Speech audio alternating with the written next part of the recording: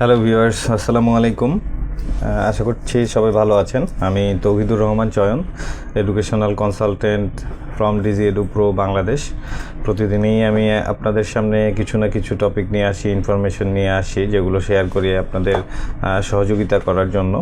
ঠিক আজকেও তেমনই একটি ইন্টারেস্টিং টপিক নিয়ে এসেছি, যেটি হয়তো আমাদের এই আধুনিক সময়ের ছাত্রছাত্রীরা এই বিষয়টা নিয়ে অনেকটাই কনফিউশনে থাকেন যে তারা কি করবেন।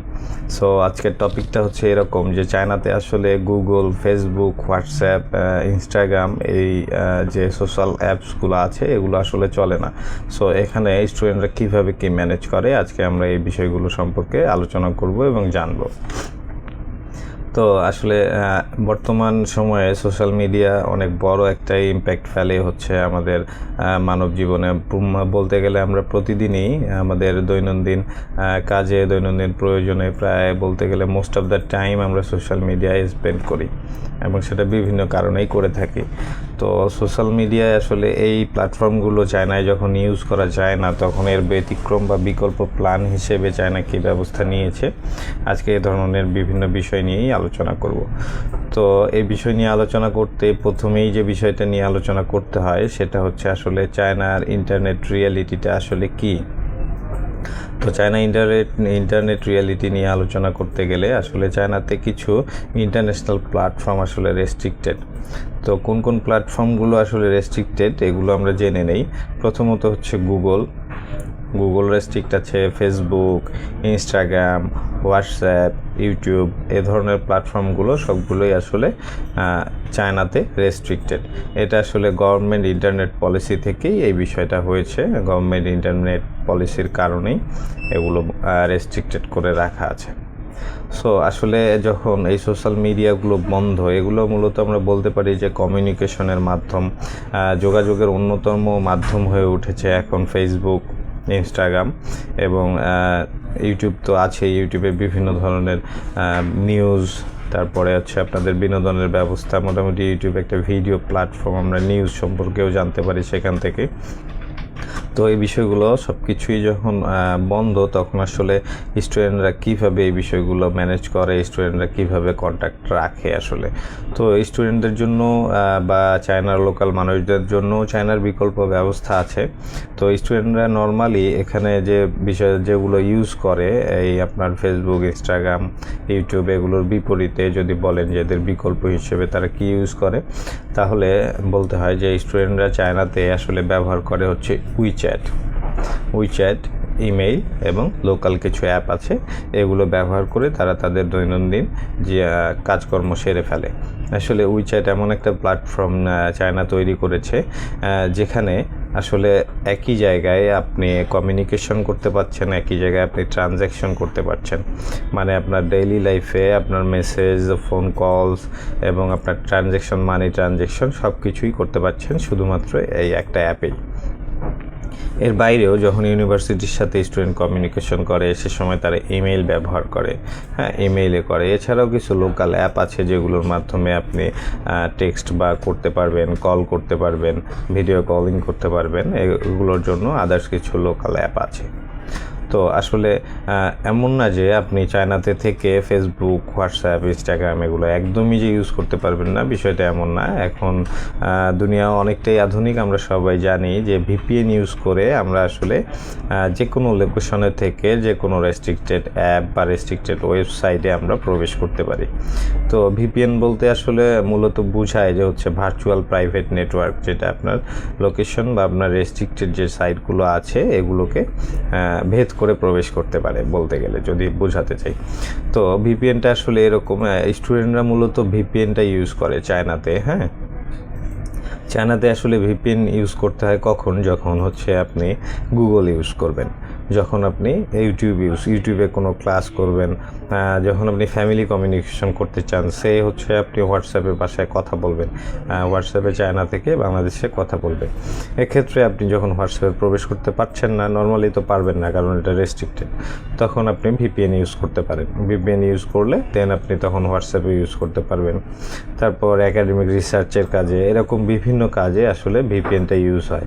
সো চায়নাতে আসলে পড়াশোনার ক্ষেত্রে যখন স্টুডেন্টরা যায়, ছাত্রছাত্রীরা যখন যাবেন, তখন এটা মাথায় রাখবেন যে ভিপিএনটা অনেক ইম্পর্ট্যান্ট একটা জিনিস চায়নাতে, আপনার চায়নাতে থাকার জন্য আর কি, চায়নাতে বসবাস করার জন্য, পড়াশোনা করার জন্য ভিপিএনটা একটা অবিচ্ছেদ্য অংশ হয়ে দাঁড়ায়, যেটা ব্যবহার করলে আপনি বাংলাদেশে থেকে অবশ্যই আপনি এইসব সোশ্যাল মিডিয়ায় অভ্যস্ত, আপনি ফেসবুকে কমিউনিকেশন করতেই হয়তো বা অভ্যস্ত, হোয়াটসঅ্যাপে কমিউনিকেশন করতেই হয়তো বা অভ্যস্ত, কিন্তু চায়না যাওয়ার পর যখন এগুলো ব্যবহার করতে পারবেন না, তখন বিকল্প পদ্ধতিতেই আপনাকে ব্যবহার করতে হবে। চায়নার যে নর্মাল কাজকর্ম যেগুলো আপনি চায়নায় করবেন, চায়নায় যে কমিউনিকেশন করবেন, চায়নায় যেগুলো পেমেন্ট করবেন, এগুলো নর্মালি উইচ্যাট দিয়ে করবেন। দেন আপনি যখন চায়না থেকে বাংলাদেশে আপনার ফ্যামিলির সাথে কমিউনিকেশন করবেন, তখন তো অবশ্যই আপনি হোয়াটসঅ্যাপ, মেসেঞ্জার, এইসব সোশ্যাল মিডিয়া দিয়েই আপনি কমিউনিকেশনের চেষ্টা করবেন। তখন আপনাকে ভিপিএন ইউজ করতে হবে। ভিপিএন ইউজ করলে তখন আপনি ইজিলি এই সাইটগুলোরও অ্যাক্সেস পেয়ে যাবেন। এখন আসি যে আসলে এসবের মাঝে স্টাডিতে কোনো প্রবলেম হয় কিনা। কারণ হচ্ছে আপনি ফ্লুয়েন্টলি কমিউনিকেশন করতে পারছেন না, বা এই ধরনের কোনো সমস্যা হয়ে থাকে কিনা। আসলে এতে করে যখন এই সোশ্যাল মিডিয়াগুলো যেগুলো রেস্ট্রিক্টেড থাকে, এগুলোর কারণে আসলে স্টাডিতে কোনো রকমের প্রবলেম হয় না। এর কারণ হচ্ছে ইউনিভার্সিটিতে আর কি রিসোর্সগুলোর সবগুলো অ্যাক্সেসেবল হচ্ছে স্টুডেন্টদের জন্য। ইউনিভার্সিটির রিসোর্সগুলো যে কোনো সময় অ্যাক্সেস করতে পারবেন আপনি। তারপরে হচ্ছে চাইনিজ যে প্ল্যাটফর্মগুলো আছে, এগুলো তো অ্যাভেলেবেল আছেই। আপনি বিকল্প কোনো না কোনো একটা সাইট, কোনো না কোনো একটা অ্যাপস চায়নার কাছে আছেই, যেটা আমরা নর্মালি অন্যান্য ক্ষেত্রে যেমন দেখি ফেসবুক, হোয়াটসঅ্যাপ, দেন হচ্ছে আপনার ইউটিউব, এগুলোরও বিকল্প অ্যাপ চায়না রেডি করে রেখেছে, যেগুলো আপনি চায়না ইজিলি ব্যবহার করতে পারবেন। সো বুঝতেই পারছেন আসলে চায়নার প্ল্যাটফর্মগুলো সবসময় অ্যাভেলেবেল আছে। দেন হচ্ছে টিচার্স আপনাকে অল্টারনেটিভ যে হচ্ছে ম্যাটেরিয়ালসগুলো এগুলো দিয়ে থাকবে। কারণ হচ্ছে টিচার জানে যে আপনি অন্য দেশ থেকে এখানে পড়তে এসছেন, আপনি অন্য কালচারে অভ্যস্ত, আপনি অন্য কোনো জিনিস ব্যবহারে অভ্যস্ত। এটার সাথে আপনার যেন বৈষম্য তৈরি না হয়, আপনি যেন দ্রুত খাপ খাইয়ে নিতে পারেন, সেজন্য টিচার্সরাই যথেষ্ট হেল্প করবে। টিচার্সরাই আপনাদেরকে অল্টারনেটিভ ম্যাটেরিয়ালস দিয়ে বা অল্টারনেটিভ ম্যাটেরিয়ালসের প্ল্যান দিয়ে আপনাদেরকে সহযোগিতা করবেন। আসলে মোস্ট স্টুডেন্টদের 1 থেকে 2 সপ্তাহ সময় লাগে অ্যাডজাস্ট হয়ে যেতে আর কি। 1 থেকে 2 সপ্তাহের মধ্যেই সবাই অ্যাডজাস্ট হয়ে যায় এই সব বিষয়গুলোতে। সো এখন বুঝতেই পারছেন যে চায়না আসলে এই সোশ্যাল মিডিয়া বা যোগাযোগের মাধ্যম কমিউনিকেশনগুলো কিভাবে করতে হয়। হ্যাঁ, আসলে এইটাই আমি আপনাদের বোঝানোর ট্রাই করলাম, এবং চেষ্টা করবেন আপনারা চায়না যাওয়ার আগে এই বিষয়গুলো সম্পর্কে একদম পরিষ্কার পরিচ্ছন্ন ধারণা নিয়ে নিতে। এখন চায়না যাওয়ার আগে আপনাকে যে কাজগুলো করতে হবে সেটা হচ্ছে ইম্পর্টেন্ট যে অ্যাপসগুলো আছে সেগুলো আপনি আগেই ইনস্টল করে নেবেন আপনার ডিভাইসে। হ্যাঁ, যেমন হচ্ছে উইচ্যাটটা আপনি বাংলাদেশ থেকেই ওপেন করে যেতে পারেন। এতে চায়নায় যাওয়ার পর আপনার জন্য অনেক সুবিধা হবে। আপনি যেহেতু চায়নায় মূলত কমিউনিকেশনটা উইচ্যাট দিয়েই হয়, দেন আপনি দৈনন্দিন জীবনে যে খরচ করবেন, ওটা কিনবেন বা এখানে ওখানে ট্রাভেল করবেন, আসলে এই সব কিছুর সমাধান এই উইচ্যাটেই আছে। সব কিছু আপনি শুধুমাত্র এই উইচ্যাটটা দিয়ে করতে পারবেন। তাহলে বুঝতে পারছেন এটা কতটা ইম্পর্টেন্ট একটা অ্যাপস। সো এটা আপনি আগে ফোনে ইনস্টল করে রাখবেন। দেন আপনার যে ডকুমেন্টসগুলো আছে, আসলে আপনি যখন বাইরে যাচ্ছেন মূলত আপনি ডকুমেন্টসের উপর নির্ভর করেই কিন্তু যাচ্ছেন। তাহলে আপনার এই ডকুমেন্টসগুলো কতটা ইম্পর্টেন্ট, কতটা ভ্যালুয়েবল, এটা তো বুঝতেই পারছেন। সো ট্রাই করবেন এই ডকুমেন্টসগুলো স্ক্যান করে সুন্দরভাবে আপনার ক্লাউডে ব্যাকআপ রাখতে। এটাতে চায়নায় চলাফেরা করতে, দৈনন্দিন লাইফ আর কি, ডেইলি লাইফ স্পেন্ড করতে আপনার জন্য অনেক বেশি হেল্পফুল হবে।